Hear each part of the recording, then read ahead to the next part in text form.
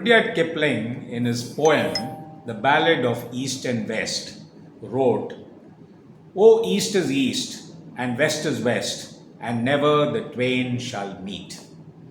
Never the twain shall meet is actually a notion that we harbor about people and entities. Now, the reality of people and entities is something different from the notion that we harbor. So, there is a gap. So, that gap has to be bridged. And if that gap is not bridged, we are unable to see eye to eye with those people and those entities. So, that is what is meant by never the twain shall meet.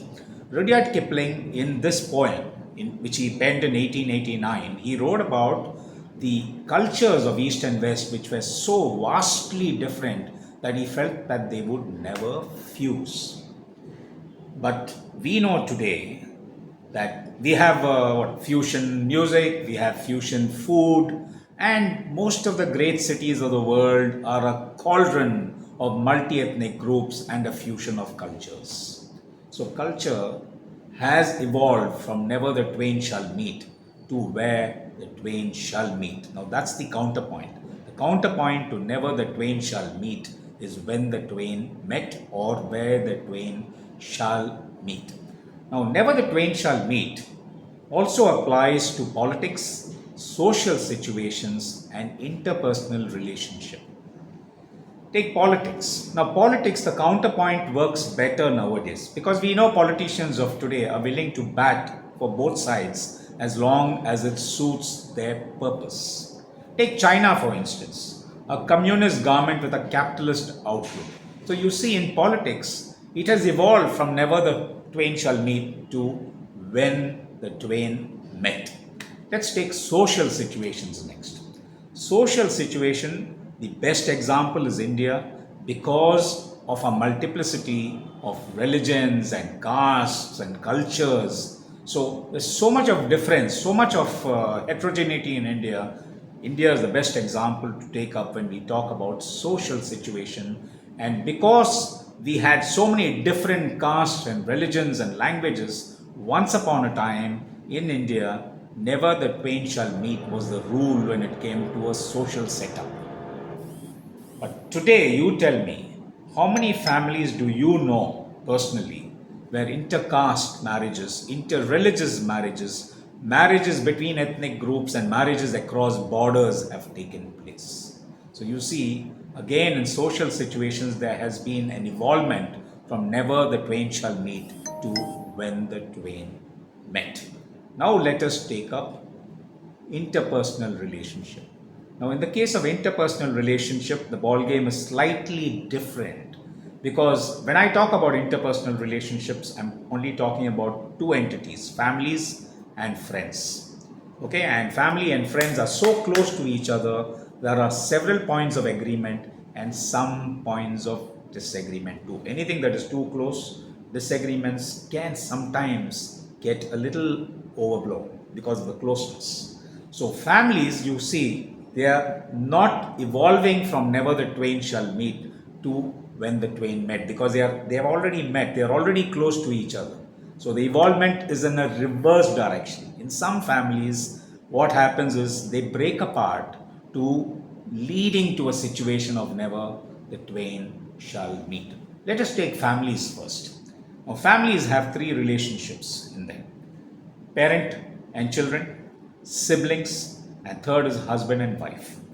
Now, take parent and children. Parents and children, it's very rare that they break up to an extent where never the twain shall meet. It's very rare, though they are geographically very removed nowadays, with children working very far away and parents settled somewhere else, they still continue their relationship on an even scale. But it has become pretty rampant now with children abandoning their parents, leading to a situation of never the twain shall meet. Take siblings. Siblings are fine as long as they are in the same nest. Siblings get along with each other, except for a little bit of sibling rivalry here and there. That happens in all families. Siblings rarely break apart till they get married and set up their own nuclear families. And after that, In some families, mind you, not all families, some families, the disagreements between siblings become overblown. And because there are a lot of egos now involved, not just the sibling ego, there are siblings, spouses, children, so many things, so many people are involved now. So all these egos come into play, and sometimes in some families they tear that sibling cord apart, and never the twain shall meet, sadly. Take husband and wife. Husband and wife relationship is built on passion. Now, passion doesn't last forever. So, as long as passion remains till it runs its course, it is a beautiful lubricant for the husband and wife relationship. But once passion has run its course, after that, love, understanding, compromises, and adjustments have to kick in. It doesn't always happen, again, because of egos. Adjustment and compromises sometimes fly away, and this leads to separation between husband and wife, and it comes to a situation of never the twain shall meet. So that is as far as families go. I kept friends for the last because rarely friends break up to an extent where never the twain shall meet. In most cases, friends just grow apart. They are friends for a long time, they just grow apart, they make new friends, they move away, and the bonds of friendship are broken. But not always, mind you, because I'm fortunate enough to have very good friends for over 50 years, and we continue to be great friends. But in some cases, they just grow apart. But there are cases where there is some irreconcilable differences between friends that crop up, and they fight, they break up, and never the twain shall meet in those cases. Those are very rare cases. Never the twain shall meet is because each one of us has an ideal expectation about our relationships.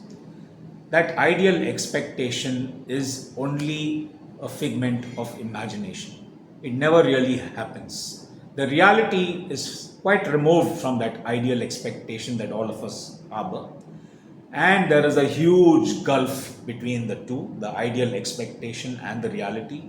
And this needs to be bridged.